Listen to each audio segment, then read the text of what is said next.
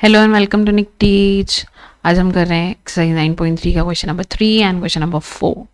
Okay, और आपने अगर क्वेश्चन नंबर 1 और 2 का सॉल्यूशन नहीं देखा है तो आप उसको चेक कर सकते हैं।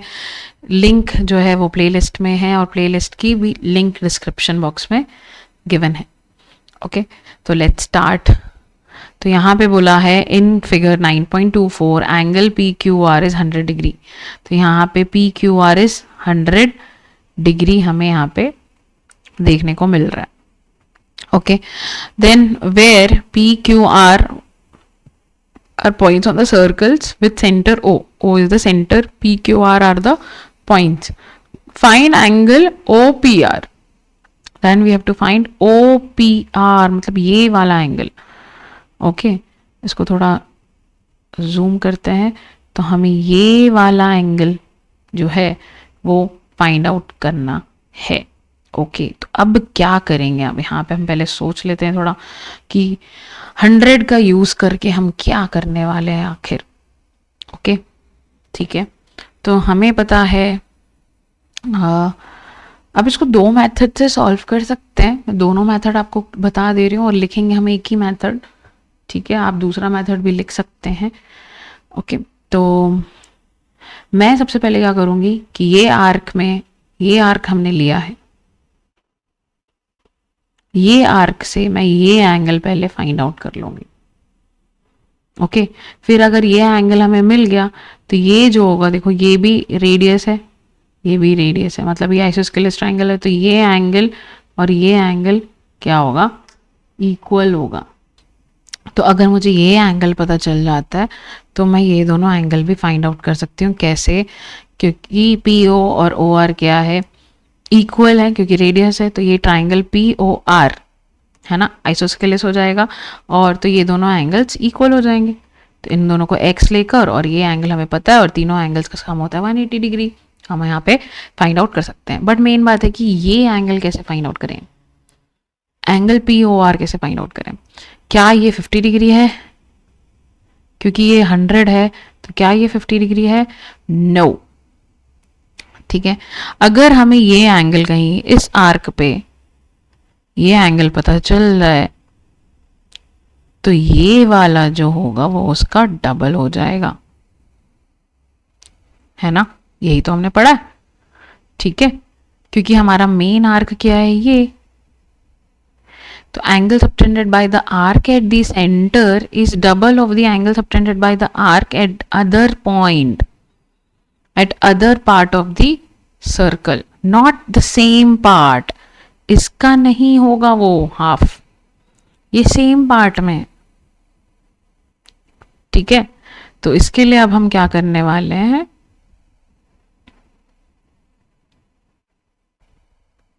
हम ये एंगल एक पॉइंट ले लेंगे, suppose E on the arc, on the major arc of P R. ठीक है, और ये फाइंड आउट करेंगे। अब ये कैसे फाइंड आउट करेंगे? क्या ये पी क्यू आर और ये ई एक साइक्लिक क्वाड्रिलेटरल नहीं है? है ना, क्योंकि सारे वर्टेक्स जो हैं वो सर्कल में है, तो it is a cyclic quadrilateral. तो अगर ये 100 है तो उसका अपोजिट वाला क्या हो जाएगा? 80 हो जाएगा। अगर ये 80 है तो ये एंगल कितना हो जाएगा? उसका half, that is 40 degree. Sorry 40 नहीं, डबल हो जाएगा। सॉरी डबल हो जाएगा। ये 80 है तो इसका डबल हो जाएगा, दैट इज ये 160 डिग्री हो जाएगा ये वाला एंगल। अब आइसोस्केलेस ट्राइंगल की प्रॉपर्टी यूज़ करके, एंगल सम प्रॉपर्टी यूज़ करके हम ये दोनों एंगल्स फाइंड आउट कर सकते हैं। ओके, ठीक है, और दूसरा अगर आपको देखना है तो आप सुन सकते हैं। दैट इज हम क्या करेंगे, हम ये आर्क को मेन आर्क मानते हैं और ये आर्क से सेंटर पे जो एंगल बनेगा वो कौन सा होगा? ये वाला एंगल बन रहा है ना। ठीक है, और यहाँ पे हमें ये सेम आर्क से यहाँ अदर पार्ट में क्या बन रहा है? 100 डिग्री। तो ये कितना होगा? ये वाला एंगल, मैं पहले ये वाला एंगल निकाल रही थी, अब मैं ये वाला एंगल फाइंड आउट कर रही हूँ। तो यहाँ पे अब वो थ्योरम लगा सकते हैं डबल वाला। ये क्या हो जाएगा? अब 200 हो जाएगा, ये कितना हो जाएगा, 200 हो जाएगा, डबल हो जाएगा, क्योंकि आर्क हमारा भी ये है। तो ये सेंटर पे क्या बना रहा है, ये वाला एंगल, ये वाला। ओके, अदर पार्ट में क्या बना रहा है, ये वाला एंगल 100 डिग्री। तो ये इसका क्या होगा, डबल होगा। तो ये हो गया 200। अब ये एंगल निकाल सकते हैं, तो ये एंगल कितना हो जाएगा, 160 डिग्री। अब ये ट्राइंगल लेके हम ये वाला और ये वाला एंगल फाइंड आउट कर सकते हैं। ये भी एक तरीका हुआ। Okay, clear. बट यहाँ पे आप इस एंगल पे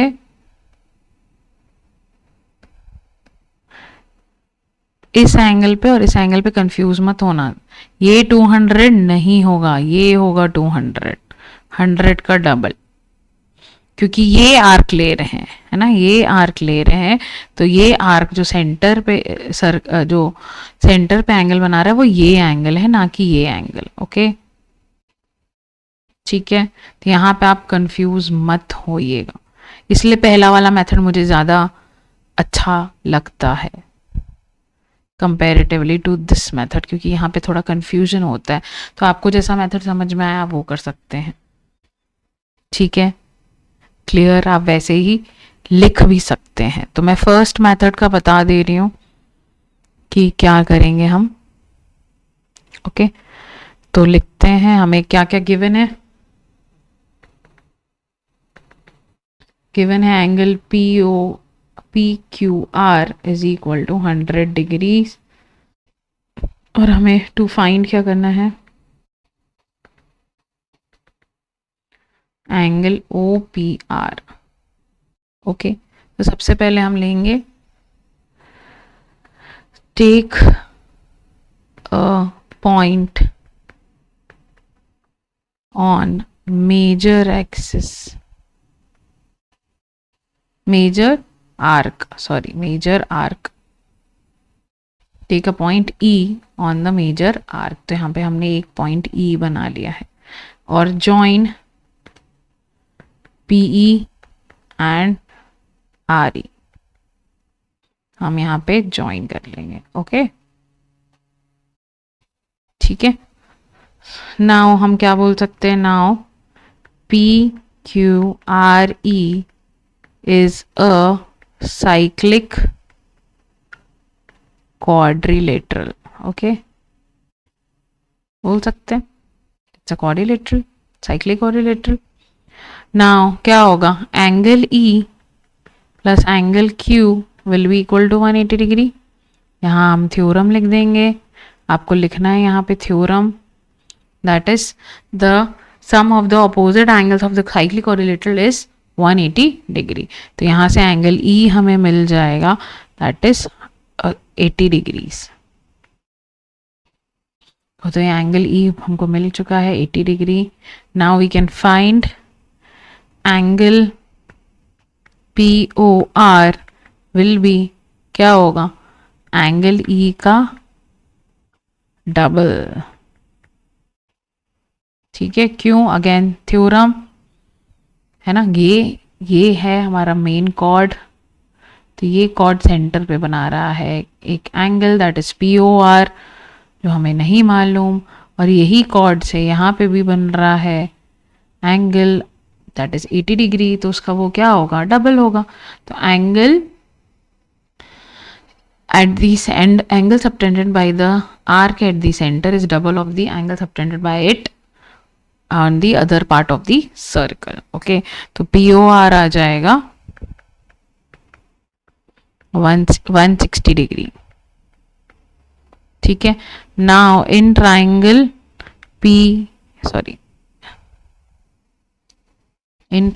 POR क्या होगा, angle P plus angle O plus angle R equal to 180 degree होगा। ठीक है, तो 180 डिग्री होगा, और एंगल P और एंगल R क्या होंगे, इक्वल होंगे।